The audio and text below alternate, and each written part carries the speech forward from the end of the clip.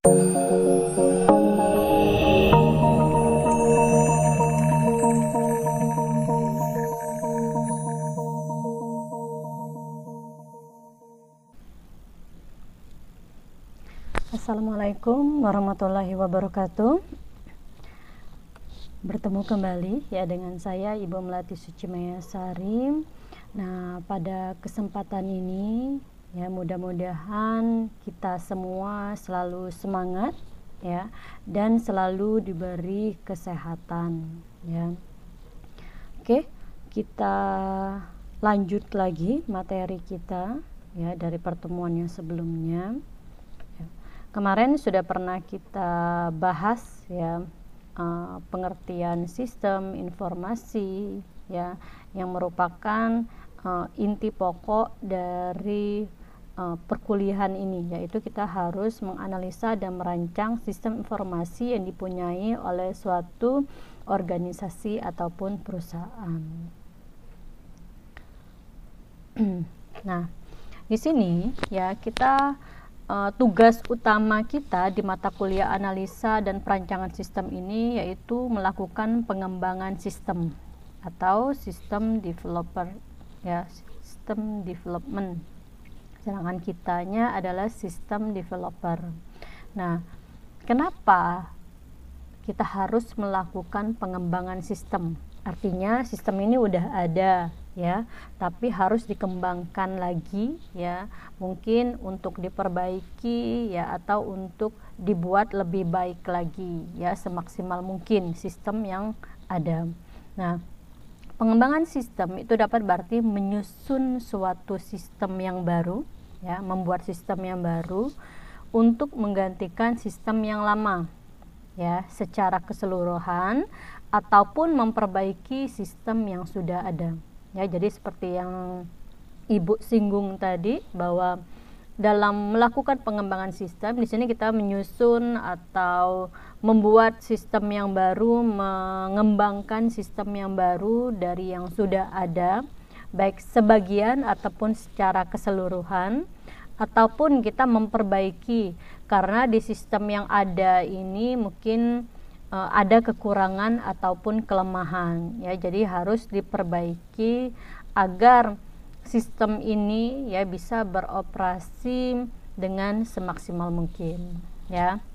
Nah, mungkin ya sistem yang lama itu harus diperbaiki ataupun diganti ya karena pastinya memiliki alasan ya. Jadi kalau kita menggantikan atau memperbaiki itu pasti ada sebabnya ya.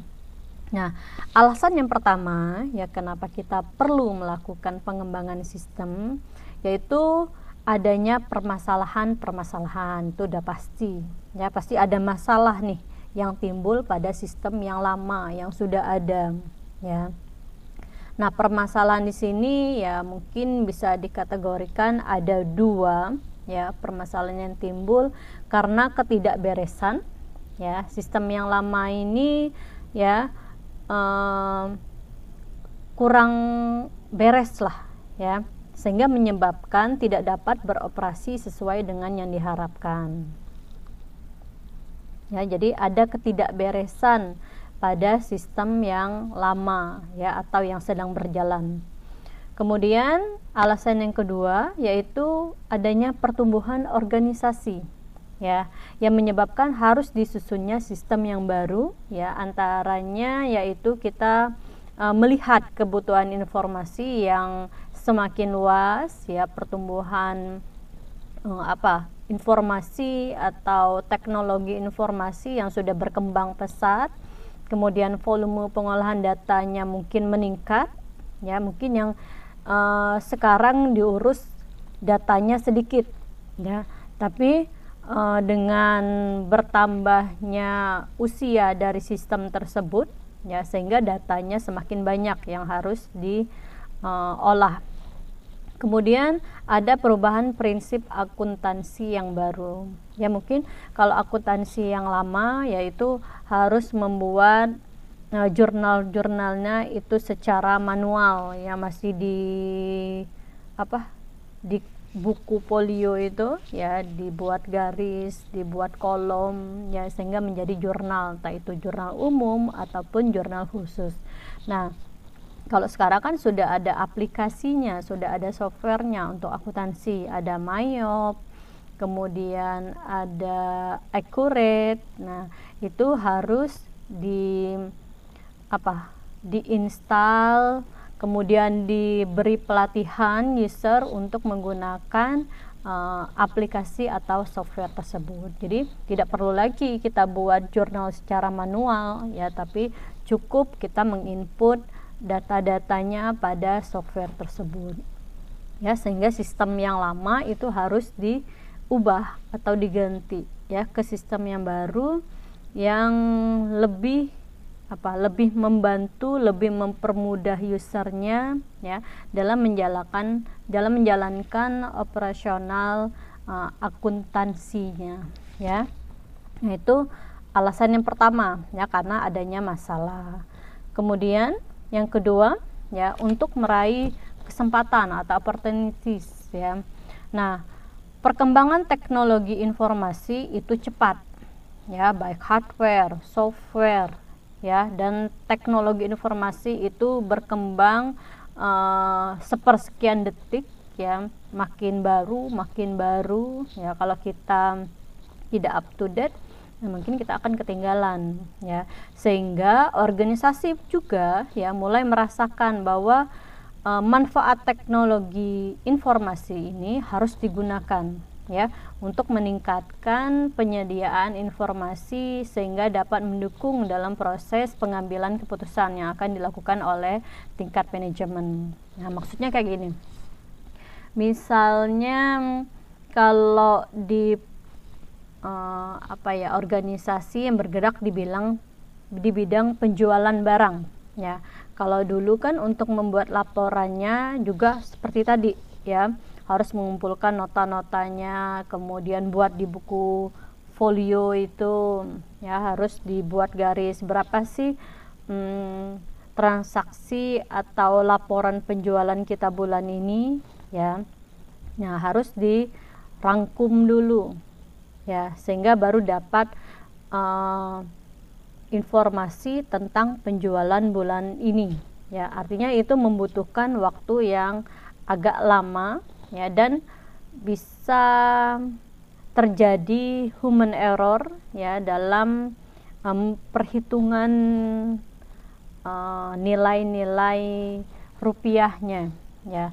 Tapi kalau kita menggunakan suatu sistem ya, misalnya sistem informasi penjualan ya, semuanya sudah ada di aplikasi ya, kita tinggal memilih saja kita ingin laporan dari tanggal berapa sampai tanggal berapa ya, tidak perlu menunggu 1 bulan ya.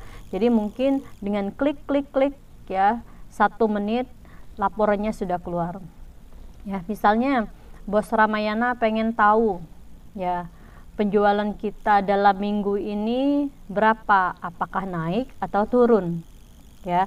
Nah, kalau naik ya, mungkin apa keputusan yang akan dilakukan. Nah, kalau turun, apa tindakan yang harus dilakukan ya oleh pihak Ramayana. Apakah mengadakan diskon ya atau apa ya, sehingga penjualannya meningkat. Nah, inilah ya pemanfaatan teknologi informasi dalam menyediakan informasi ya, agar informasi yang didapat ya itu dapat digunakan untuk pengambilan keputusan oleh tingkat manajemen ya. Jadi harus merubah sistem yang manual menjadi sistem yang terkomputerisasi ya, dengan memanfaatkan teknologi informasi. Kemudian yang ketiga, alasan yang ketiga adanya instruksi ya. Nah, ini biasanya dilakukan penyusunan sistem yang baru karena adanya instruksi dari atas ya, dari pimpinan ataupun dari luar organisasi, misalnya peraturan pemerintah ya. Mungkin kalau di kantor-kantor yang biasanya itu masih menggunakan sistem yang manual ya, kalau sekarang mungkin sudah berbasis web ya. Salah satu contohnya misalnya penerimaan CPNS ya. Kalau sekarang kan kita harus antri daftarnya. Harus antri ya, berhari-hari kita antri untuk melakukan pendaftarannya saja, belum tesnya ya. Nah, kalau sekarang kan daftar CPNS itu bisa di mana aja, di rumah ya, di kantor, pokoknya dimanapun ya Anda sudah bisa melakukan pendaftaran ya, pendaftaran apapun sebenarnya yang sudah berbasis website. Artinya ada instruksi dari luar organisasi ya untuk melakukan perbaikan sistem. Oke, jadi ada 3 alasan utama ya kenapa kita harus melakukan pengembangan sistem, yaitu karena adanya masalah ya, memang adanya masalah yang timbul pada sistem yang lama sehingga bisa menghambat jalannya sistem tersebut ya, atau kurang maksimal. Kemudian yang kedua, untuk meraih kesempatan ya dengan memanfaatkan teknologi informasi. Kemudian yang ketiga, adanya perintah atau instruksi dari atasan ataupun dari pihak luar ya, seperti peraturan pemerintah. Nah, kurang lebih itu alasan kita ya kenapa kita harus melakukan pengembangan sistem. Nah, kalau kita contohkan lagi ya, pengembangan sistem ini seperti kita melakukan renovasi ya, renovasi rumah ya. Kenapa rumahnya mau direnovasi? Ya pasti ada alasannya. Misalnya kamarnya kurang ya, jadi harus ditambah lagi.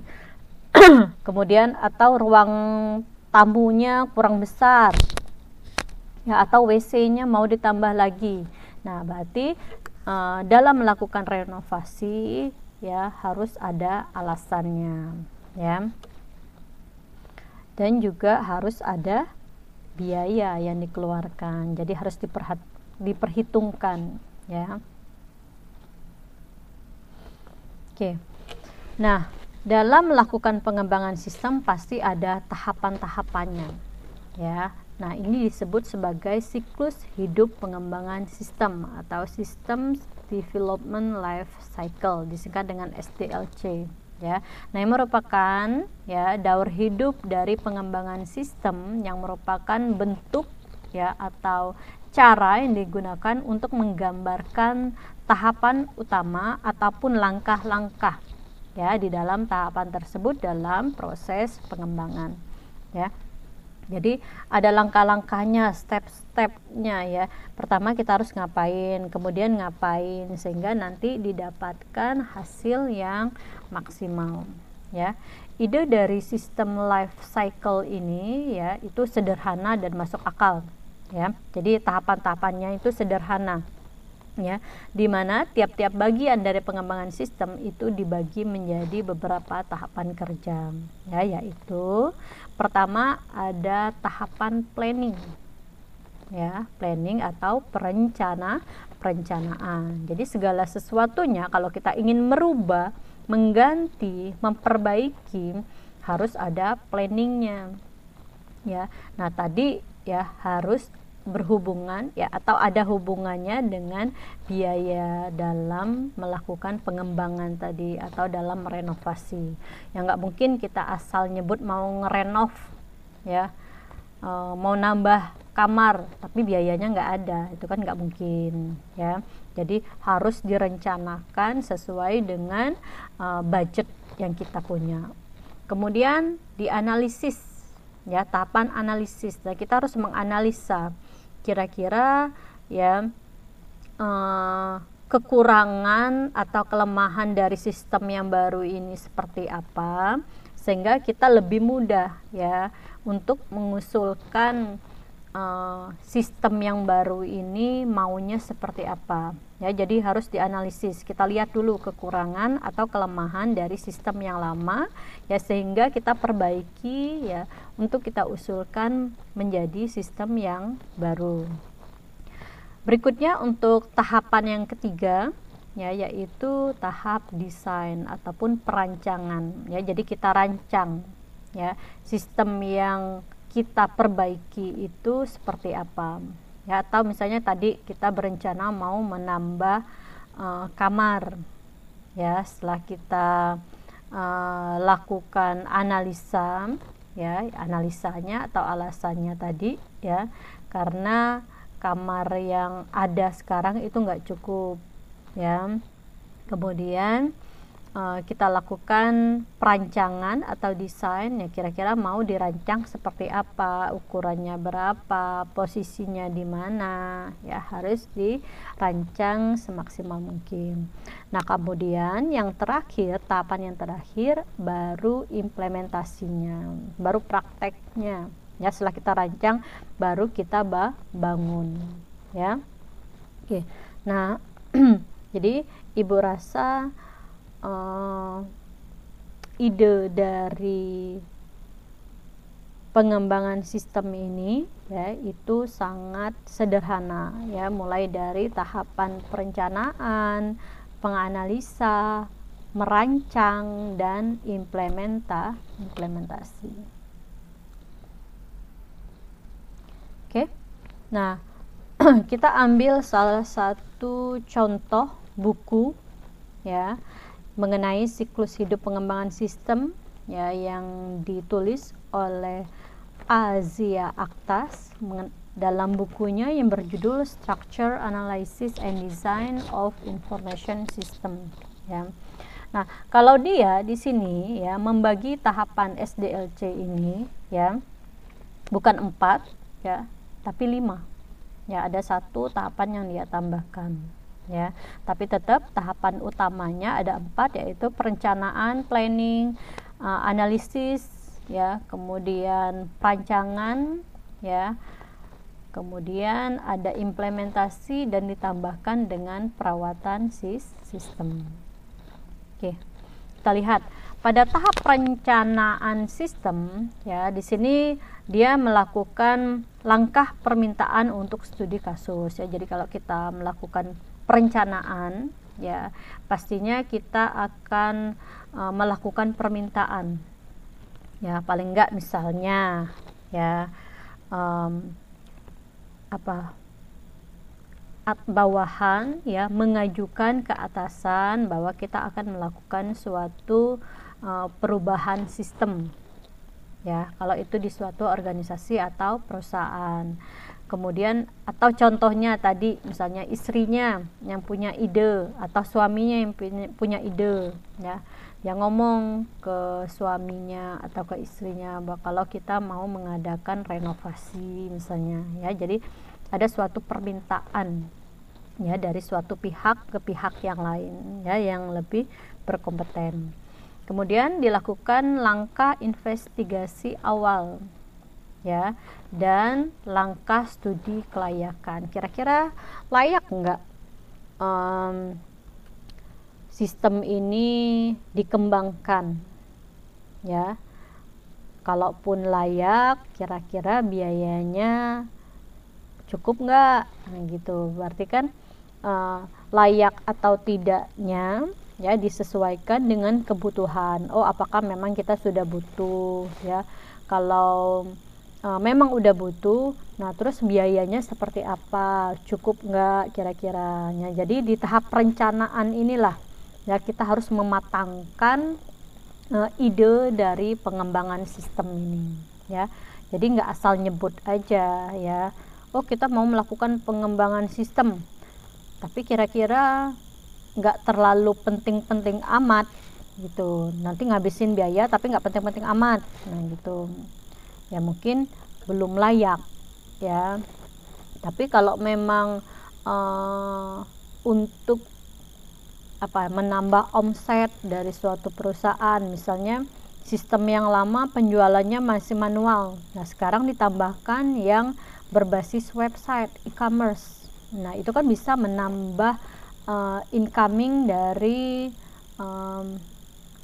perusahaan tersebut, ya, penjualannya bisa, income-nya bisa bertambah dengan adanya sistem yang e-commerce tadi, ya, orang bisa pesan dari mana saja, ya, yaitu tahap perencanaan.